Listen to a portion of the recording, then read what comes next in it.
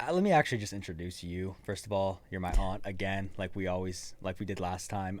But you're in a completely different career as me, and I know that before I started what I was going to do, sneakers, I would always come to you for real estate advice. I would come to all your classes. Um, what was that in 2016, 17? Early on, yeah. And I was going to do real estate and I kind of stepped out of it. And the reason why we're doing this podcast, I guess, is kind of to talk about a few different, misconceptions that a lot of people have within real estate. And I think in just business in general. And that's being, we talked about the other day, the passive income lie. Um, and I don't know. I feel like a lot of people who do business who are young or who want to get into business, the first thing they think about is, I want to do real estate. I want to buy a bunch of rental properties. They see some reel on Instagram or TikTok, and this guy's talking to you, talking about like, do real estate. You're going to become a millionaire in a couple of months. And that's what I thought also when I was like 16. And so that's why I came to you so many times. I was like, how do I get into this? How do I get into this? But I know now, moving forward and not doing real estate at all, I wanted to be an agent and an investor, not doing any of that.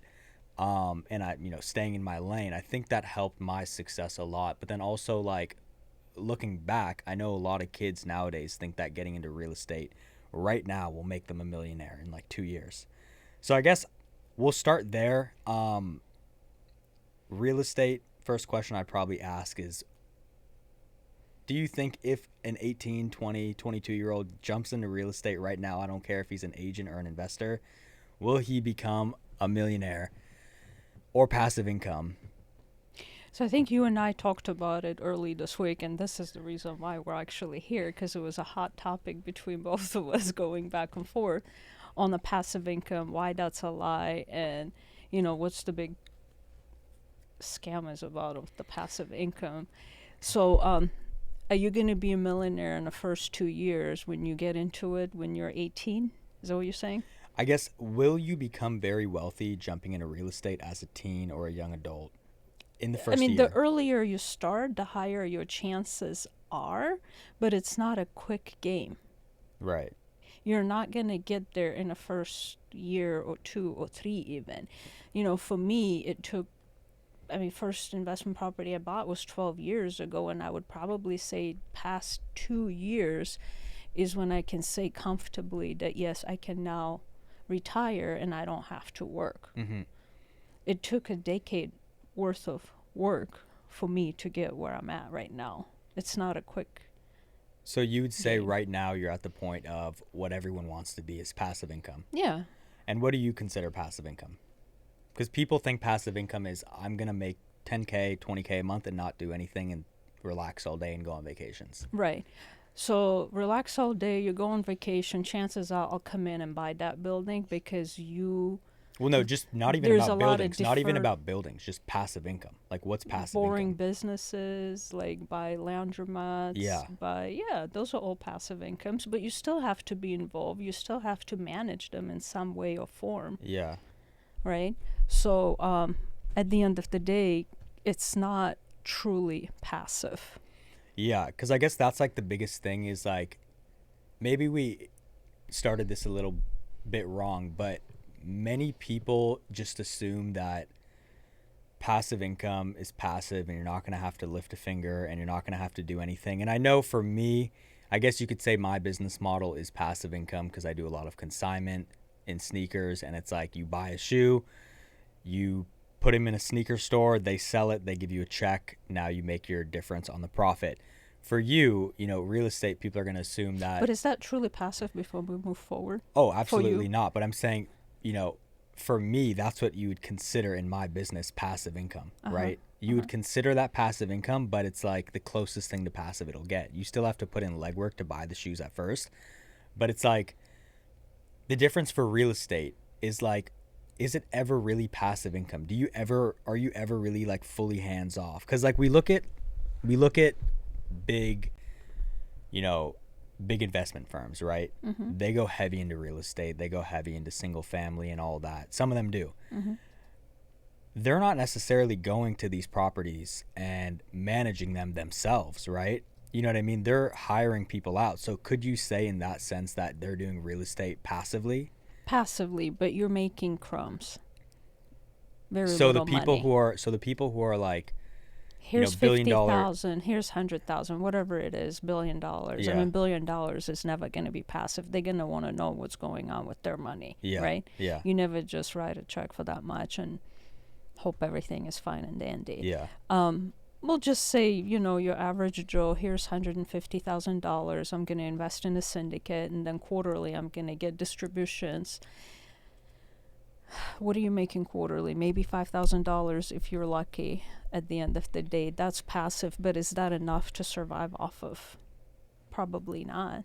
Can you live off of $5,000 every quarter? Yeah. Yeah. Because I think that like it just always goes back to like the misconception passive income. You're not making nothing is passive. You still have to put in legwork. 100%. At the end of the day, you're still going to be thinking about it, and it's 100%. probably going to be stressful thinking. It's not going to be all like vacation thinking about your passive income businesses or real estate. And so like there's no such thing. Let's just get that out the way. There's no such thing as passive income.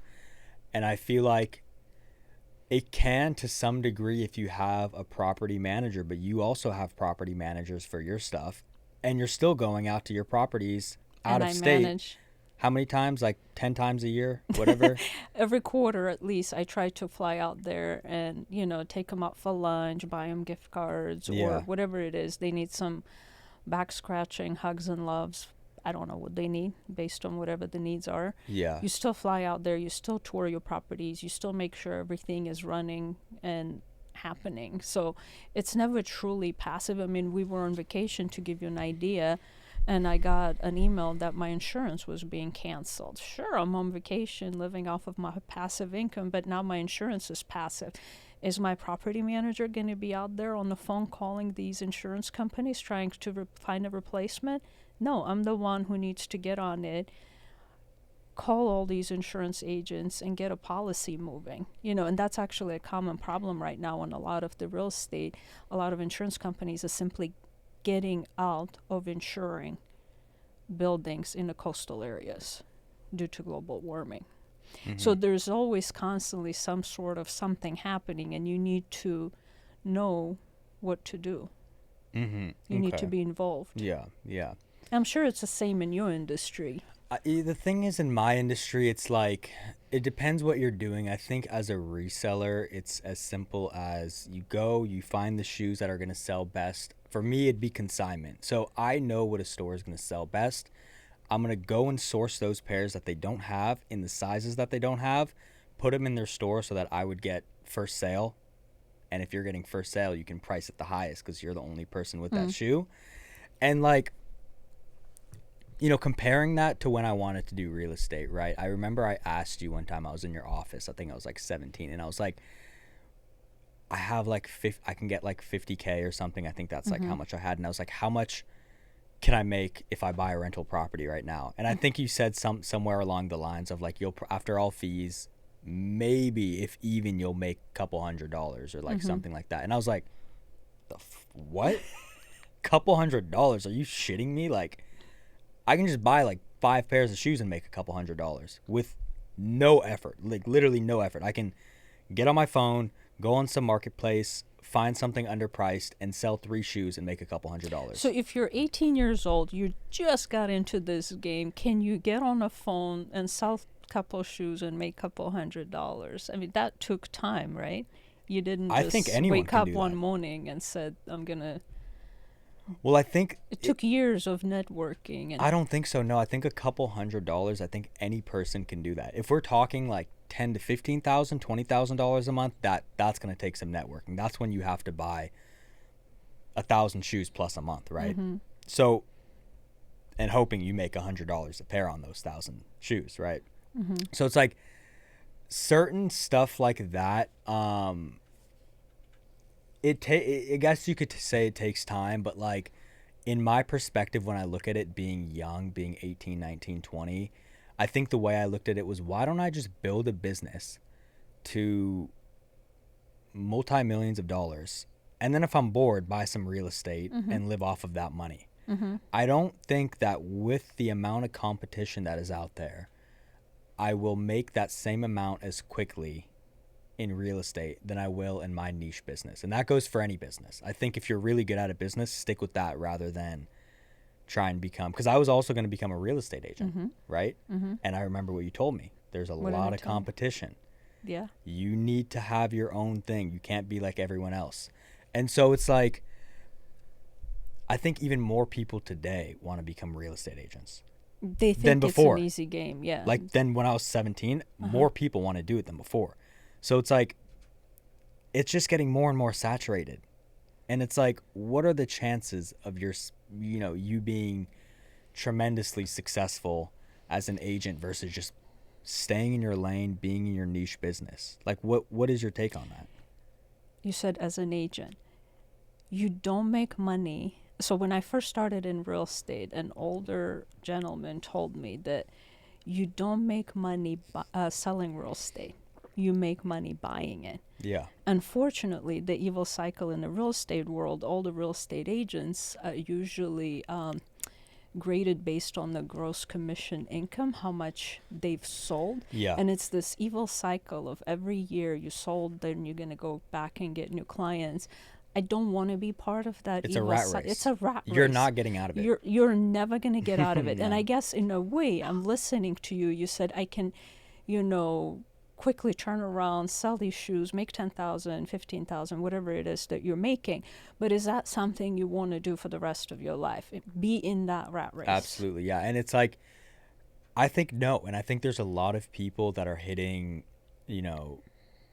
some older ages. And I've seen some 50-year-old resellers, and that's fine. Like, that's fine. Make money how you want to make money. But it's like, at the end of the day, I think, to some degree, it is a rat race. If you really enjoy the business you're in, I don't think it's a rat race. I think it's just like what you do, and everyone has to stay busy. But it's like, I personally think that if we're talking about 18 to like even 13, let's say 13 to like 24, if you want to make like money, I don't think that passive income rental property stuff or being a real estate agent is going to be that significant.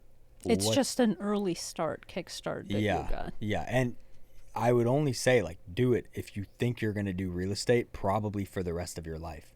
Not if you're only going to do it for, like, a couple years or something and just get out of it. And I usually tell people, do it. That's a great, wonderful idea. I usually tell people, start with those smaller buildings when you're 18 and or 24-year-old. Like, start with something smaller. Yes, you don't know if you're going to do this for the rest of your life, but at least you got your toes wet. Like, whether or not you have an appetite for something like that. Try different things. Try shoe flipping, try house flipping, try buying and holding real estate. Figure out what works for you, because it's a perfect age to try different things and different avenues. Yeah. For me, it might be real estate. For somebody else, it's shoes. And for someone else, it's, I don't know, Airbnb-ing or doing a boring business, maybe buying a laundromat. There's different ways of making money. I guess try and figure out what works for you. Yeah. And I think that's important, like being self-aware, and I think that if you're self-aware of like what you're good at, and honestly just what you're good at, like what are you good at, and stick with that. You know what I mean? Like I thought real estate was a thing for me because it seemed like, honestly, I wasn't good. You're not going to be good at everything at first, but like I honestly thought that it was good, quick money, just like everyone else. You know what I mean? So when you say quick money, what were you expecting? I mean, this is what I was expecting. I don't want to go to college and I want to make money. So what am I going to do? What everyone else does. Become a real estate agent. You know what I mean? And so it's like, my assumption was that I'm going to be making over $1 million a year selling real estate, not understanding that most people who are home buyers already have an agent that they've been working with for 25 whatever years. And are they going to trust an 18-year-old jumping in the game and saying, let me sell your home. You know what I mean? Like, I don't think, looking at it now, it's like it probably wouldn't have been that great, to be honest with you, for me at least. Because like Do you think that's because you don't have that passion and desire to do it? probably, and I think it's also like it could be roles reversed, you know. Like if you went into shoes, you'd be like, "What the I'm hell is like, this?" what? This is, yeah, I wouldn't It's know just, where to start. I it's like wouldn't know what it'd to be do. like weird, you know. Hmm. So I think it goes both ways. So I guess to some degree, then you have to have a passion For for what anything you for do. anything. For anything you do, you have So to have you a had a passion. passion for real estate. I had a passion for. So here's what happened. I tried a lot of different jobs. You know, we moved here in '95. If you know, I mean, you obviously know clearly. I wasn't alive You then. I wasn't don't know. alive, I didn't know. but I moved here in '95. I was 19 years old. I'm trying to figure out what to do in this country. I started a job at Employment Opportunity Center. It was like for refugees, for immigrants. And then I went into Refugee Federation. I was a counselor. I was teaching people how to open bank accounts in America, how to write up resumes. And my job was to find jobs for people that did not speak English. And you didn't speak English. I didn't speak much English of my Yeah. own. Yeah, I didn't speak much English myself. So then, like, it was a constant, like, problem solving, trying to figure things out. You know, I did that. I did dental assisting for a little bit, and I became an esthetician shortly after. For about 7 years, I was an esthetician. I worked at one of the prestigious spas here in Seattle area. They had a contest. Whomever sold the most products would go to France, and it was over a 2-year period of time. So for 2 years, I had just came back from maternity leave after having Nathan. I worked part-time, 3 days a Nathan. huh? After having Nathan. Nathan. So 2 years. For 2 years, Mhm. working 3 days a week Yeah. for 4 hours a day. Long story short, fast forward, I ended up winning the contest. I sold the most products, and I went to France. I came back. I'm like, now what, right? And I've realized when I got back, I was like, I clearly have sales skills. I am good with people. What can I do that can, provide the same, like where I can still work with people, where I can still make sales? And that's when I made the leap and jumped into real estate Mm-hmm. in 2007. Yeah. And that wasn't a good time. That was not a That good was not a time. good I time. started in May of 2007. And then again, a lot of the short sales are coming on the market. And again, I think because I constantly had to be alert with the experiences that brought me to where I am today, Mm-hmm. I constantly had to predict and figure out what's going to happen, I guess, in a way.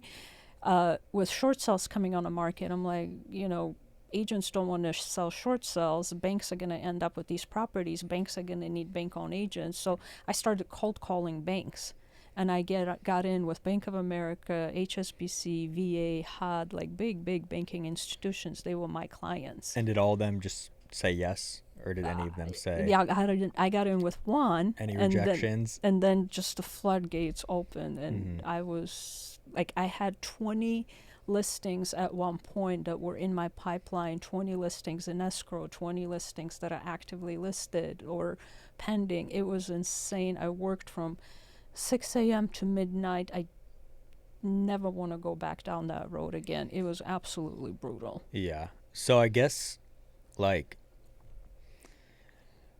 my question would be to every person that is a new agent right now, right? It seems like we might be heading into a similar situation.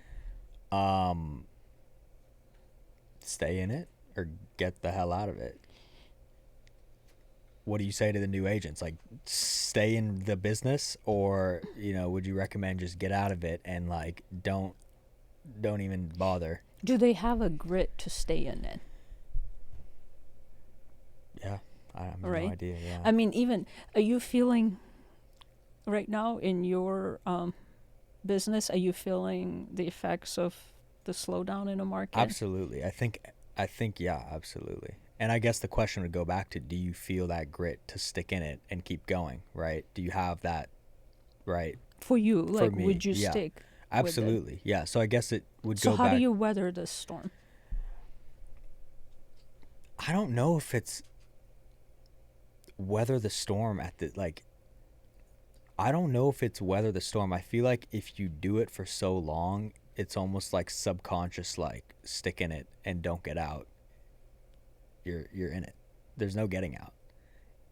There's no getting out. So here's one thing I learned from having to be in different markets, like going through recession and having to go through everything. There's money to be made in every market, right? So then I guess the question for you is, how are you going to make your money now? And it goes for any business. It doesn't matter if you're in real estate or whatever it is that you're doing. There is money to be made in that industry, in this market. Yeah. How are you going to make that market in money? Sticking in it and doing nothing obviously is not going to do you any good. So what are you going to do? What little sensors and tentacles are you going to send out there in the industry to make money? Well, I'll say this. I guess if we're comparing industries, what does an average new agent make per year? In real estate? Yeah. $25,000 a year. $25,000 a year. In sneakers, to make $25,000 in a year through the consignment method, you can probably make that in 3 months, 4 months. So whether the market is up or down. Because the thing is like, I guess it's also like a saturation thing. Like there's a lot of real estate agents, and it's like how many houses are there that you can actually get your hands on and sell. Whereas with shoes, it's like there's a lot of shoes compared to houses. And there's a lot of people who can afford shoes compared to houses. And there's a lot of people who have 100 pairs of shoes and don't even have a house. So it's like, you know what I mean? Like there's a lot more people buying shoes than there are buying houses, just because the price difference. And now if you're making on average $50 a pair per shoe, right? You only have to sell X amount to get to us normal, like, amount of money. You know what I mean?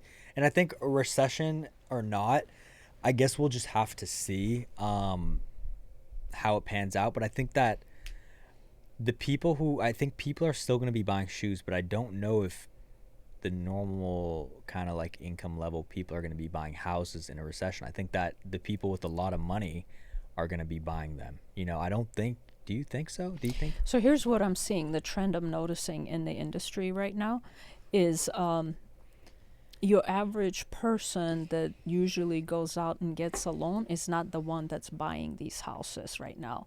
What I'm noticing is there's a lot of cash circulating out there. People have their money in the stock market, or people have money in their account. For the past 2 months, every transaction I've done has been cash.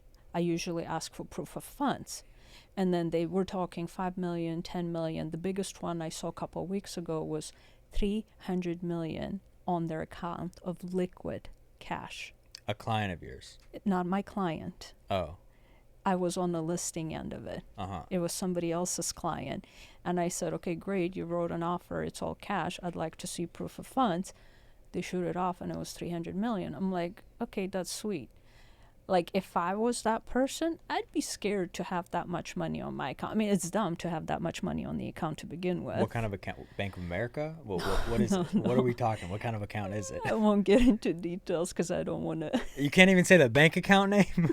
These banks have billions. I don't think it matters. We're not going to get in there. Okay, so we're going to assume that it's... But at the end of the day, if you had even 5 million, even $1 million, would you want, knowing that we have inflation the way it is, the rate of the inflation the way it is, would you want that money sitting in the bank and losing its value? Or would you want to go at least park it in real estate, park it in shoes, park it in some business? First of all, if you have 300 million, don't park it in shoes.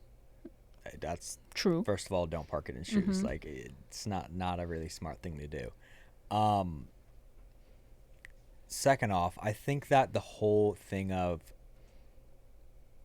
park it in certain things if you have a bunch of money, if we look at people like Warren Buffett, right? I think he's sitting on, like, what is it, 100 billion in cash or whatever it is.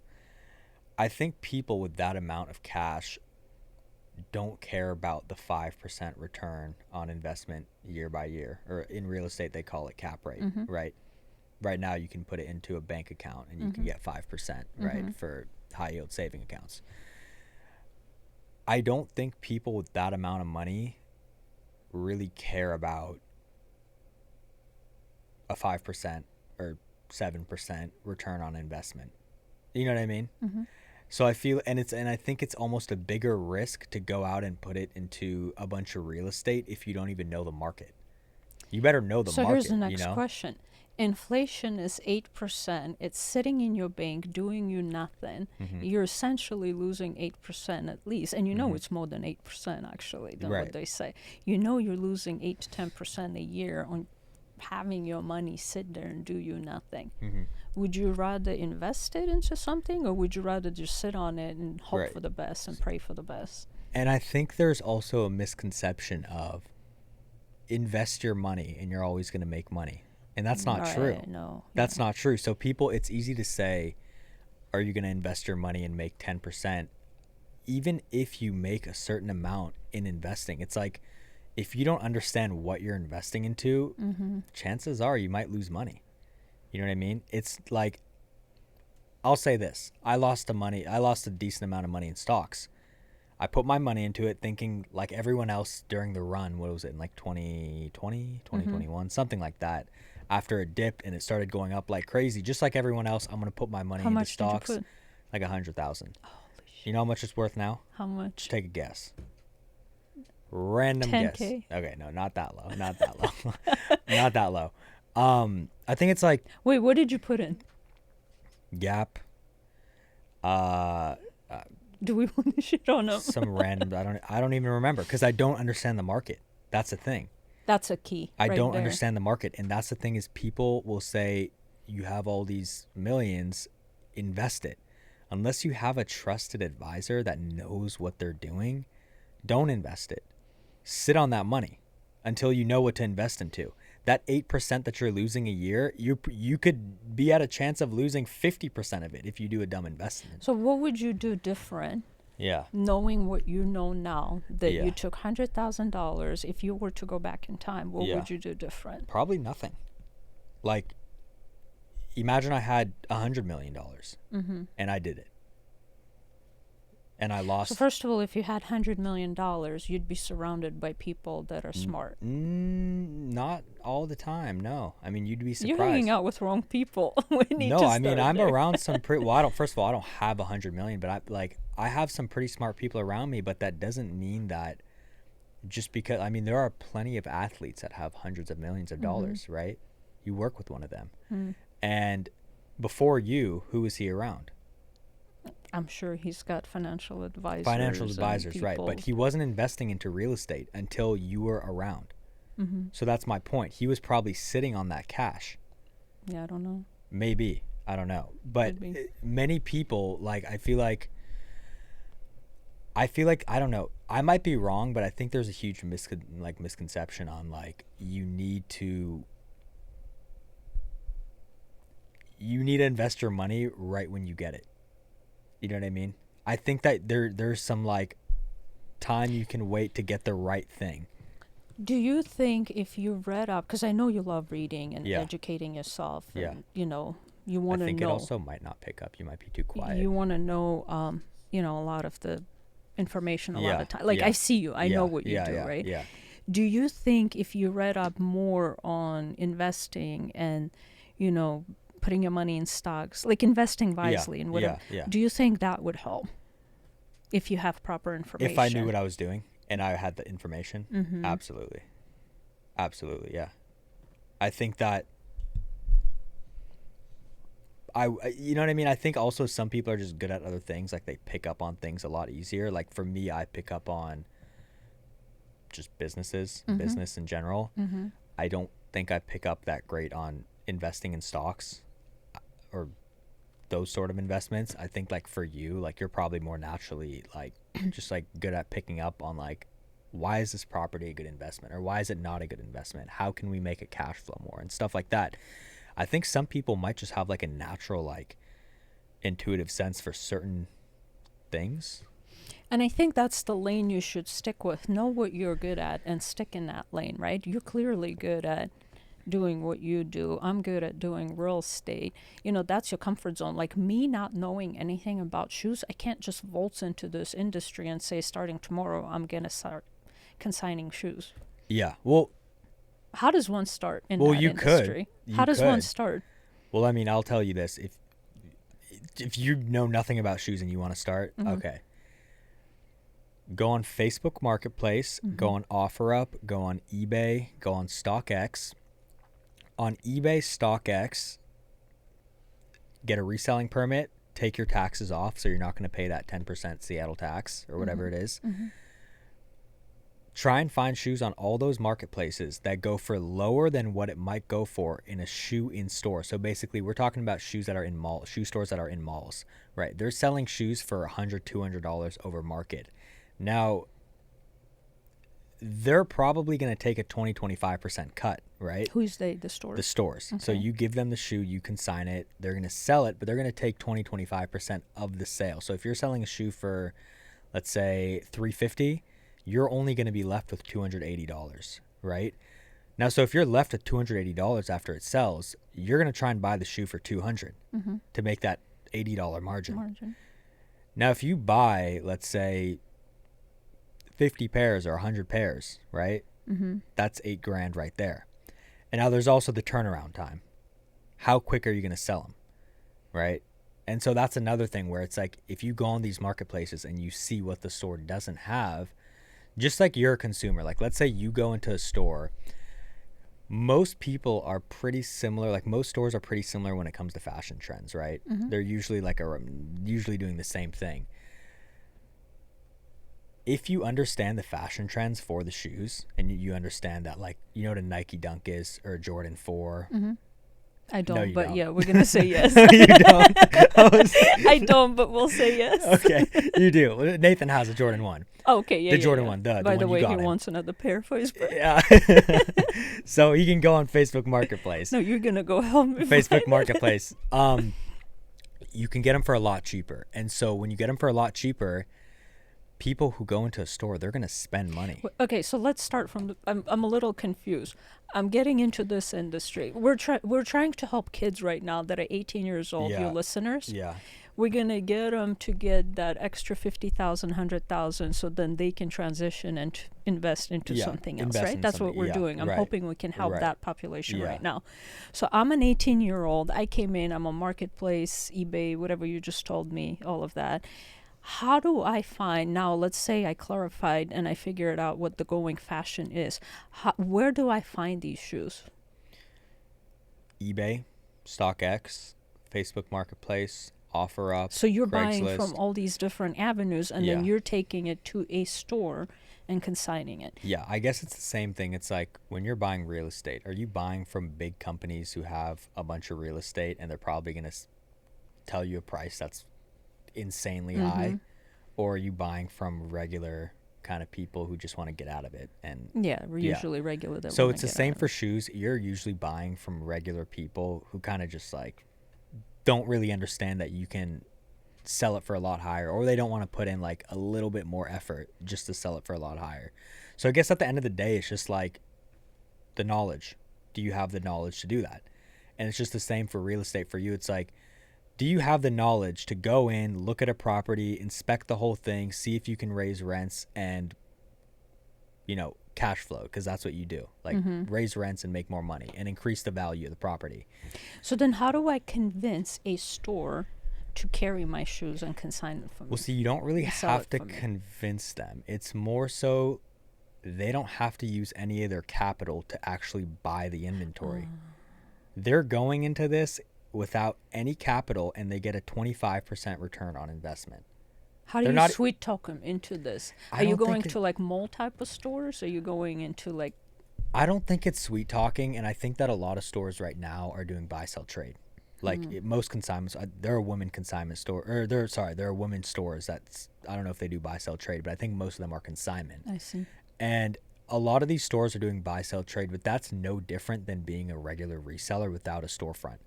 Because you just have more overhead at a store. You're paying $10K a month in rent. You're paying payroll. You're paying insurance. You're paying everything.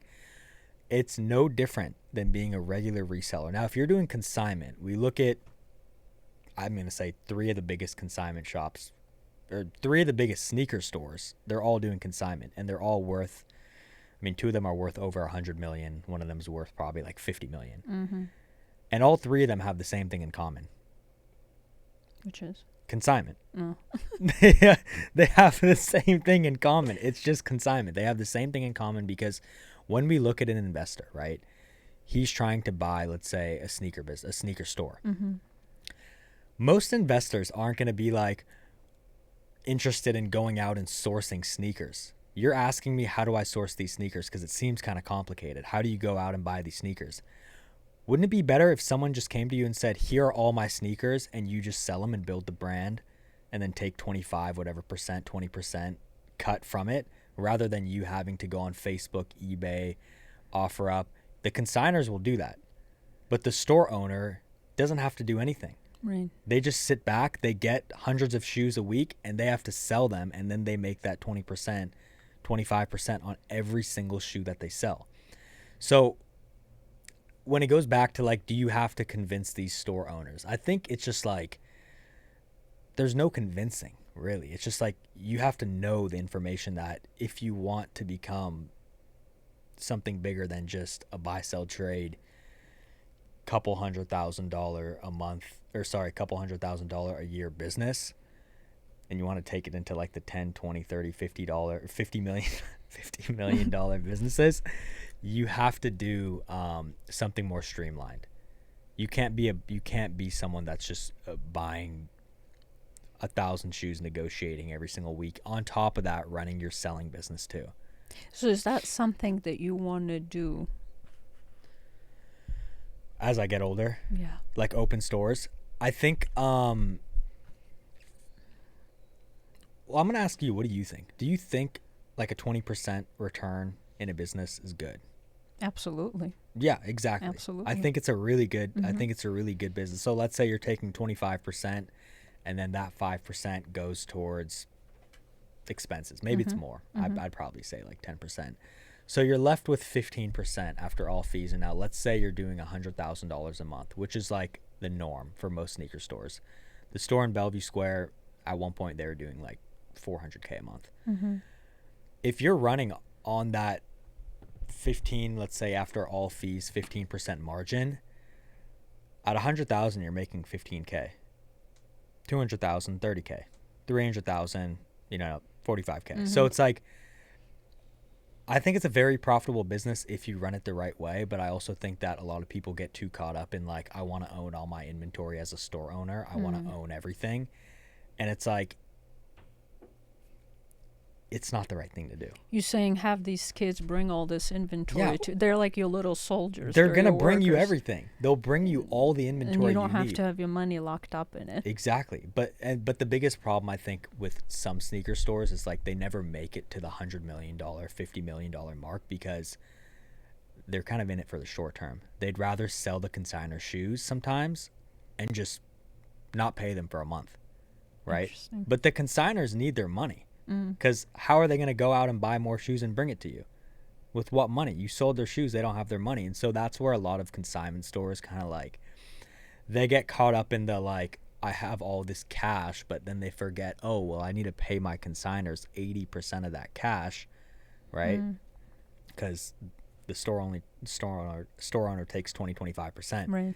So I think with every business, it comes down to like, are you willing to play the long game and not fuck people over and do everything the right way? Because I think reputation, like you built a reputation for decades. Right.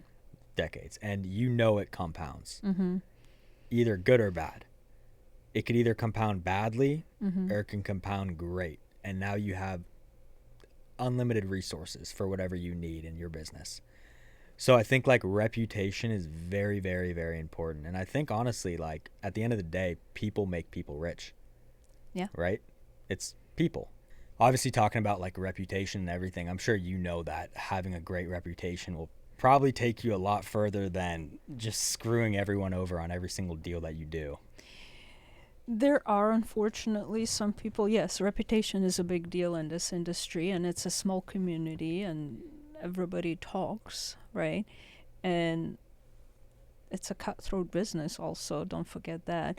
But when you screw somebody over, everyone's going to know about it in the community, and you're not going to get new deals, and nobody's going to rent your properties, and attorneys are not going to want to work with you, and landscapers not going to want to show up because you screwed them over, or you were, like, to give you an example, I know a client of mine was bickering, like, they needed new appliances, right? So a company was bringing in appliances, and they were all complaining that there was a ding or something that showed up. Reputation goes a long way, and like they're bickering over all these dings, and then they had to call the company and get some money off, and then the delivery people got dinged for it, and the contractor got dinged for it. And I'm like, at the end of the day, when your toilet leaks and now you just ding the contractor over that stupid $100, he's not going to show up when you desperately need him to fix that toilet or to fix that roof or whatever it is that needs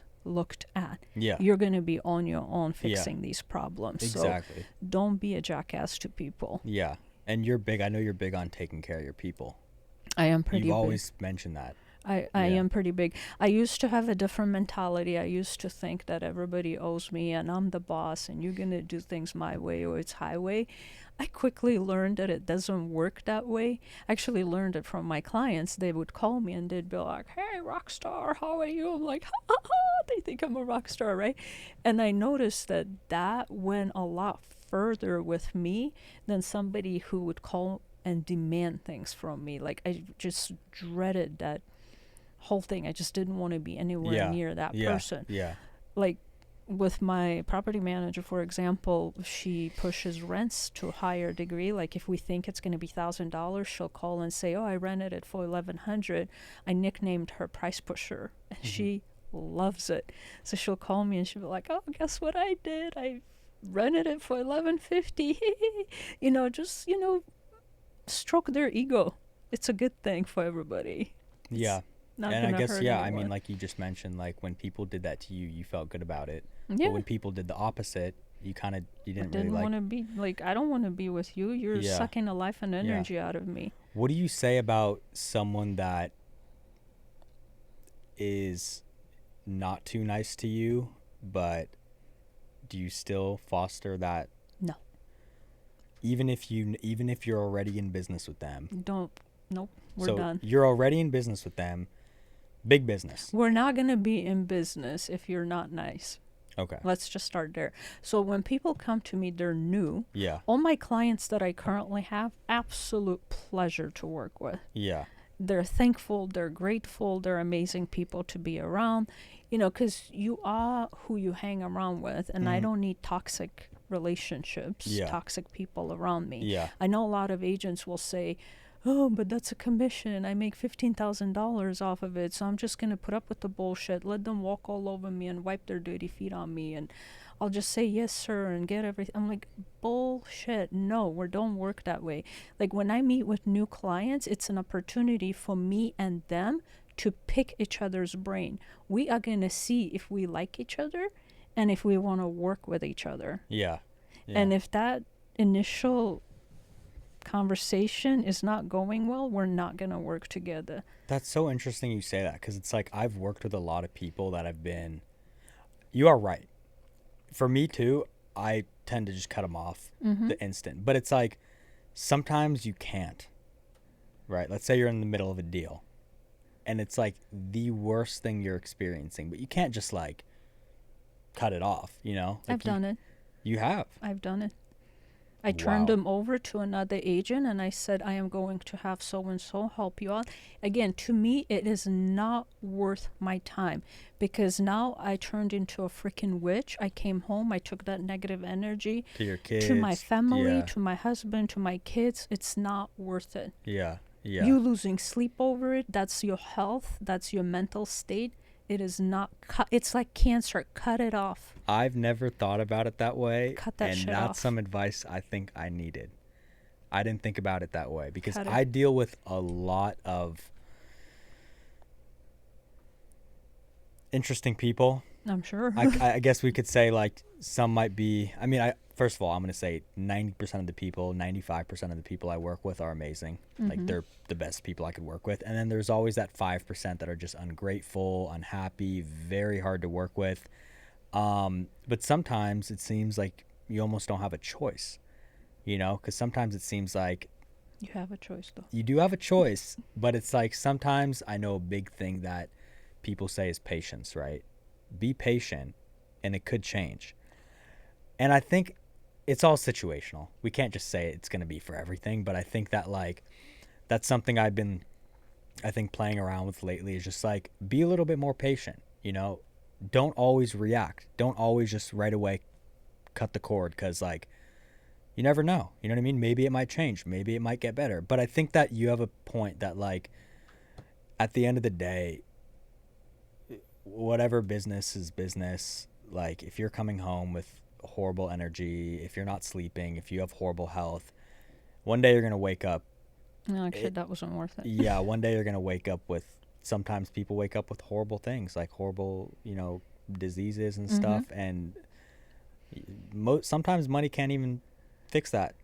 And then it's like all that time you're stressing and not sleeping and over some money, when at the end of the day that money is printed, right? It's made up out of thin air, and now you're unhealthy. If you have health, you can buy everything else. Yeah, exactly. That's all you need. You just need health. Yeah. Health and sanity. You can buy everything else. Yeah. And I noticed a lot of people who are the most healthy, and obviously like they might not have as much money or business success, usually seem like very happy people. And the people who are mega multimillionaires, we could even say billionaires, miserable, sometimes aren't that happy. They're miserable, aren't that happy. And so I think you're absolutely right. I think at the end of the day, as much business is out there, business is always going to be there. Business will always be there. And if you have healthy mental state, you'll find money. Yeah. I think that's the most important thing, honestly. If you can master that early on. It took me 40 plus years. I was in my mid 40s when I realized, shit, that's not what's important. Yeah. Unfortunately. Yeah. If you can master that early on, you're going to go a lot further in your life. Yeah. Yeah, absolutely. Have your Zen. Checked out. And give back always, too. I think that's a big part of it. Giving back, because a lot of people need their start somehow, and you could be that start, I think giving back is a big part of it. And I think it also helps with like getting your mind out of like the go state and like get. And then you're like giving back to someone else, and it kind of puts that break. It's like it stops you for a second, and it's like, okay, wait, there's more to life than just your own taking success. And I need, you know what I mean? So I think that's huge too. But no, yeah, I think. So are you giving back? Do you have like mentees, or how do you give back? So I think people give back in different ways. I think before, the way I used to give back is like I really didn't have time to do like mentoring or anything like that. Not even to say I'm in a position to like mentor anyone to, you know what I mean? But back then it would just be like charity. Because sometimes you just don't have the time. Right. But I think the more and more time that I get, I think what's more impactful for people is the time you give them, not really the money that you get. Sometimes it's the money. Obviously, we know that it could help people big time. But like, I think bigger than that is like the time. Because at the end of the day, like I think at least people value human connection and like advice and stuff like that a lot more than just saying, here's money, go take my money and go do something with it. You know what I mean? Yeah. At least that's what I would think. Is that what you would think too? Yeah. It was interesting you mentioned the other day, I guess when you worked with me for 5 minutes, remember? What year was it? I think you were like 18, 17, Yeah. 18. Yeah. Like you came, I don't remember that, but I thought that was cool. You Yeah. came into my office and I said, here's a bunch of phone numbers, call them and say, what did I tell you? I can't remember. You're just like, this is Nelya from John L. Scott Real Estate. Do you want to sell your property or something like that? That was like the phone call I would do. I think you gave me a list of like people, like houses I had to call, something like that. What did that teach you? I thought that was interesting. You That said.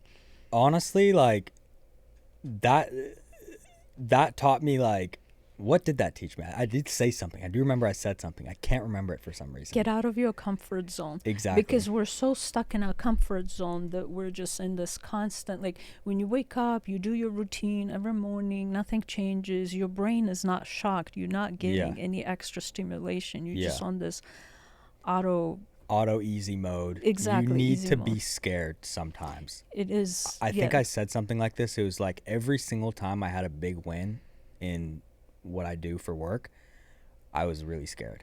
And that's a good thing. I was really scared. Like every single time I had a big win, I can think of it every single time, I was scared. And I feel like a lot of people lie and say like, I don't have fear. Like I'm not afraid. And it's like, I'm sorry to tell you, but everyone's afraid of stuff. And like, if you take risks, obviously calculated risks for the most part, and like get out of your comfort zone, you're going to see, there's a saying like, I forgot. So here's what it was. I want your listeners and my listeners, for that matter, if they're younger. Like I know a lot of younger generation kids, they're stuck behind their phones. They almost lack social skills. They got social skills for internet. Yeah. They have no problems to talk behind their keyboard. Yeah. But they have a problem to talk to people face to face. In person. So now we're talking about going out, making these connections with these stores. Mm-hmm. But how do you make that connection? They're scared. They can't do it. I remember kids were about 6 or 7. We were in New York. We stayed in Times Square, I think. And it was just a stupid exercise I did. I told Nathan, anytime, both of them, I said, I want you to go up to that nice gentleman out there, shake his hand and introduce yourself. They're like, what? I'm like, yeah, do it. It'll be fun. They straight up walked up. But as a kid, you don't know any different, right? As a kid, they went up. They said, hi, my name is Nathan. My name is Itan. What's your name? And then they start having a conversation. Yeah. Right? Like, do something like that. Go shake hands. Go talk to people. You would be surprised what you learn about that person. And sometimes the things they tell you is like that might set off something in your head that will take you to that next opportunity for that next business. Yeah. You never know who you meet. Get out there, shake hands, talk to people. Yeah. Introduce yourself. Yeah. And shut your mouth and listen to what they have to say, by the way. Because sometimes we just tend to blab away and start yapping. I agree. Yeah. No, I 100% agree. You know, that's a big impact. Yeah.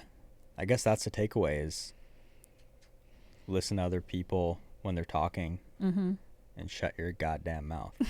You'd be surprised how many people want to you're prove actually themselves. so right. You're actually so right when you say that. Like, you're absolutely right. Like, so I don't even know, like, it's just like, I don't know why I didn't even mention that in this podcast, but thanks for saying that, because it's so true that sometimes people know a lot more than you know. And if you can just listen and not talk, you can pick up a lot of things that you may have not thought about. But if you talk, you're only saying the stuff you already know. So you want to prove yourself, or something happens, they just become like stupid, and they're just like yapping away. I'm like, shut your mouth, let the other person talk. yeah, absolutely. Well, I guess that. How much time do we have? Okay, should I close it off? Yeah. Well, I guess that wraps up our conversation. We went over quite a lot of things. It was kind of sporadic. It was. I'm not gonna lie, like it was kind of sporadic. But that's what happens when we do podcasts. But we definitely got some good points. And I think that if you're in business or you're trying to make money and you're not in business, probably start something niche based and dive into real estate maybe afterwards. And how do you dive into real estate? You buy your book. You buy your book. I was going to say. Perfect transition. I was going to say, how do you get into, not shoes. I don't even sell my book anymore, but you get your book. Perfect transition to it. It's a $20 book for 20 years of knowledge. a dollar per year of A knowledge. dollar per year of investment. Yeah, a dollar per year of investment. So definitely pick up your book. Where can they pick it up? Barnes and Nobles, everywhere. Yeah, it is actually, believe it or not. I got it into Barnes and Noble as well. It's on their website. It is on Amazon. They can plug in my name, Nelya Calev. That will come up. But the name of the book is Real Estate Investing, Nothing Held Back. Yeah. I don't have coaching programs. Yeah. I can't upsell you on anything. It's all in there. It's very condensed. They might have to reread it a few times. And it might be selling out soon. Yeah. Yeah, I heard copies are going pretty quick, so you might want to pick up a copy pretty soon. Yeah. Until they sell out, and if they sell out, I know you might not release anymore. You don't want to get rid of, you don't want to give too much information out. So definitely get a copy soon for $20. But yeah, I think it was a good podcast, and definitely do it again. Absolutely. Thank you. Cool.